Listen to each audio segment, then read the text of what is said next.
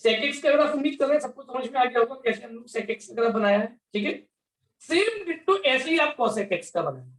अब आप लोगों के लिए एक छोड़ता हूं, बिल्कुल डिट्टो है ना। बस वैल्यू करते जाइएगा, वहां भी पैराबोलिक बनेंगे एसिम्प्टोट्स के बीच में। तो वहां एसिम्प्टोट कहां पर आएंगे, 0 पर, पाई पर, माइनस पाई पर और 2 पाई पर, यानी जहां पर साइन वैल्यू 0 देता है वहां पर cosec इंफिनिटी देता है। तो इसलिए उन सब जगह के बीच में पैराबोलिक फॉर्म बन जाता है। बना सकते हैं, ट्राई कर सकते हैं, बिल्कुल डिट्टो ऐसा है, कोई कठिन नहीं होगा। आप लोगों के लिए ये टास्क छोड़ता हूं। देखो बच्चों, इसी के साथ कुछ चीजें और आपको इन ट्रिग्नोमेट्रिक ग्राफ के रूप में बताने के लायक है।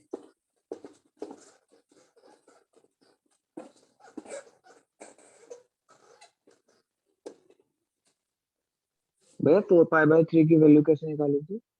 किसकी? 4π/3।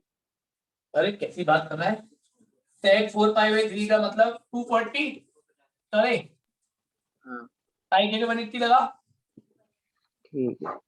थर्ड क्वाड्रेंट 180 प्लस, हाँ भाई 180 पर रेशियो चेंज नहीं, पर क्योंकि थर्ड क्वाड्रेंट है 10 का घर है तो -60।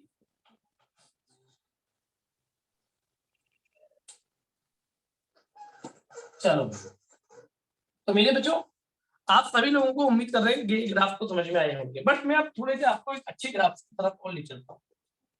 3 sin 2x ऐसे लिखा हुआ है, y = 3 sin 2x, तो कहा आपसे कि भैया इसका ग्राफ ड्रॉ करो। या फिर एक और ग्राफ लिखा हुआ है y = sin² x, और कहा गया साहब इसका ग्राफ ड्रॉ कर दो। यानी अब मैंने थोड़ा फंक्शंस को स्टैंडर्ड किया, थोड़ा सा उनमें चेंज कर दिया, उनको कंपोजिट कर दिया। तो आप ज्यादा ध्यान से सुनेंगे कैसे ड्रॉ करना।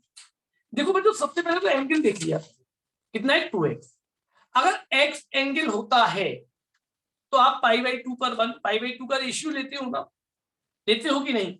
अगर एंगल यहाँ डबल हो जाए करे तो आप वहां पर जो आपने π/2 लिया है उसको आधा कर दिया, यानी अब x की वैल्यू π/4 लो। π/4 जब पुट करोगे π/2 ऑटोमेटिकली हो जाएगा ना, क्योंकि हमारा मेन मोटिव क्या होता है, इंटीजर वैल्यू लेने से। बात समझ आ रही है, टेबल तैयार करने का तरीका बता रहा हूं। तो यहाँ वहां पर साइन की वैल्यू लेते थे 0, π/2, पाई -π/2, यहाँ पर हम क्या लेंगे π/4। लॉजिक सबको क्लियर है क्यों लिया मैंने π/4, क्योंकि यहाँ एंगल ऑलरेडी डबल है, तो मैं आधा एंगल लूंगा तो ऑटोमेटिकली डबल होकर π/2 दे देगा, उससे 1 आ जाए। क्योंकि हमारा मोटिव होता है ज्यादा से ज्यादा इंटीजर वैल्यू को कंटेन करने वाली बात के लिए, करेक्ट है। हाँ ठीक, तब y, हाँ भाई 0 पुट किया तो sin 0 की वैल्यू 0, π/4 पुट किया π/2, sin π/2 क्या होता है 1, यानी कि 3। और थोड़ा सा काम कर ले, -π/4 पुट किया तो -3। कैरी करो, पुट करते जाओ, देखते जाओ, अगर किसी को डाउट हो जरा सा भी। क्यों बच्चों, फिर वहां लेते थे पाई, यहाँ लेंगे π/2। जैसे ही मैंने π/2 पुट किया क्या हो जाएगा 0, sin पाई की वैल्यू 0, -π/2 पुट किया तो भी क्या हो जाएगा, हो जाएगा। चलिए साहब कितने पॉइंट मिल गए हैं, ग्राफ की कोशिश कर ही सकते हैं। 0, π/4, π/2, -π/4, -π/2, 1, 2, 3, -1, -2, -3, है ना। हेल्प करिए मेरी जरा पॉइंटों को प्लॉट करने में। 0 पर, π/4 पर, π/2 पर 0, 0। -π/4 पर -3, -π/2 पर 0। क्यों भाई, क्या ग्राफ बन गया क्या? टैली तो करिएगा, अगर बन गया है तो ये सही है। आज ज्योमेट्री लाइन है, नहीं लाइन है तो भाई लाइन है। बात हमसे सबको समझ में आ गई बेटा?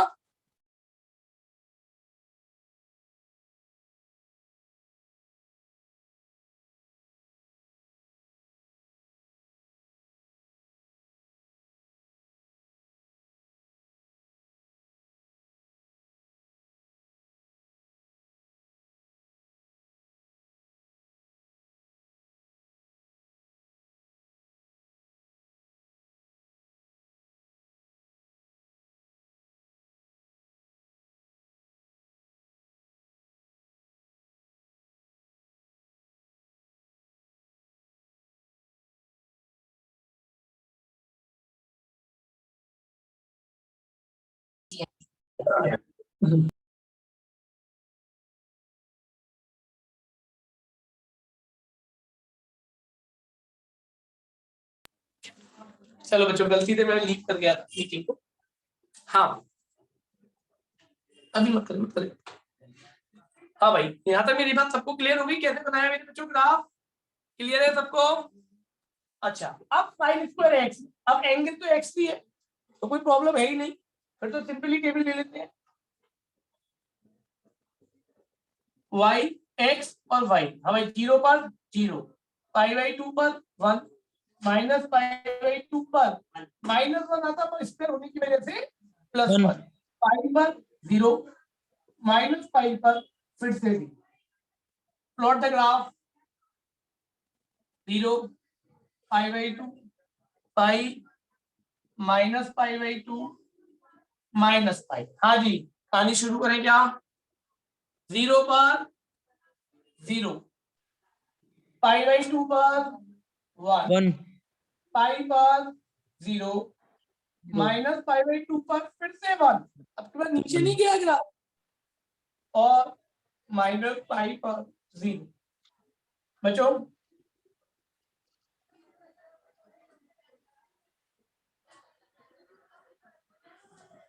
क्या भाई? भाई अंडर स्टूडेंट साइन पे स्क्वायर लग रहा है, स्क्वायर का मतलब क्या होगा कि नेगेटिव तो हो ही नहीं सकती वैल्यू, यानी ग्राफ नीचे जाएगा ही नहीं, तो ग्राफ ऊपर ही ऊपर रहेगा। तो ये साइन स्क्वायर एक्स का, तो इसी से रिलेटेड cos स्क्वायर भी आ सकता है, tan स्क्वायर भी आ सकता है, कुछ भी अच्छा बना सकते हैं। दूसरी बात, सर इसकी वैल्यू कैसे निकाली? क्या बेटा क्या हो गया? सर इसकी वैल्यूज निकाल के दिखा दो एक बार। किसकी? Yes sir, sine square x की जैसे 90 लगा के। अरे भाई पुट करना, 0 डालेगा साइन 0 की वैल्यू कितनी आएगी? 1 0। 0। पाई बाई 2 डालेगा साइन 90 की वैल्यू कितनी? 1। 1 का स्क्वायर कितना आएगा बेटा? अच्छा ओके सर, ओके, बाहर स्क्वायर ले लेंगे। ठीक। अरे क्यों इतना मतलब?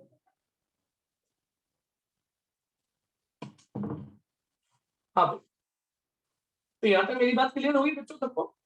तो मैंने ग्राफ के तौर पर आपको देखिए, दोनों ग्राफ जो मेरे हैं वो अलग अलग तरह के हैं। एक में मैंने एंगल मल्टीपल किया और एक में मैंने पावर चढ़ाई।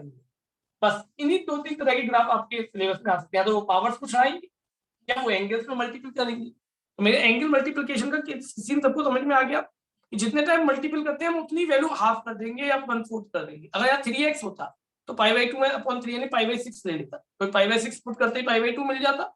और इसके पीछे बड़ा क्लियर मोटिव क्या है मेरा पता है, कि इंटीजर वैल्यूज मिले, क्योंकि जब तक इंटीजर वैल्यू मिलती जाएंगी उतना मुझे पुटिंग में आसानी होती जाएगी। हाँ हो सकता है उतने इक्वल टू पाई बाई 2 रखकर x की वैल्यू ले लो। तो कुल मिलाकर ग्राफ खींचना बहुत आसान सा काम है, बट आप लोगों को 2 नंबर में ग्राफ आ सकता है, ध्यान रखिएगा। वो आपसे किसी भी ट्रिग्नोमेट्रिक फंक्शन का, क्योंकि 2 नंबर लाइक तो वेटेशन, तो किसी भी ट्रिग्नोमेट्रिक फंक्शन का ग्राफ पूछ सकते हैं। आपको कैसे डिफाइन कराएंगे पूरा सवाल सुनिए। वो आपसे डिफाइन कराएंगे, define the trigonometric, define the sine function, तो y = sin x होता है। उसकी डोमेन बताइए, उसकी रेंज बताइए, domain all real number, range -1 to 1, और उसका ग्राफ ड्रॉ कीजिए। तो 2 नंबर में ये काम वो आपसे पूछ सकते हैं डायरेक्टली भी। तो मैं उम्मीद करूंगा सभी लोगों को ये चीजें समझ में आनी चाहिए और आगे ही होंगी। क्यों बच्चों, क्लियर है सबको? तो इतना काम जरूर करेंगे आज आप लोग। तो मैंने देखो आप लोगों को डीपीपीस दिए हैं ट्रिग्नोमेट्री, अभी ट्रिग्नोमेट्री की डीपीपीस भी डिस्कस नहीं होंगी। तो अब मेरा अगला काम यही रहेगा, एक दिन टेस्ट चलेंगे, जैसे कल आप लोगों का टेस्ट है और परसों आप लोगों की मैं क्लास रखूंगा। उस क्लास में मैं डेरिवेटिव के डाउट्स क्लियर करूंगा, ध्यान रखिएगा, डेरिवेटिव्स के डाउट्स क्लियर रखेंगे। और कल की जो क्लास रहेगी, कल बीएससी सेंटर वालों का बीएससी का टेस्ट होगा और सदर सेंटर वालों का सदर, ऑनलाइन वालों का ऑनलाइन।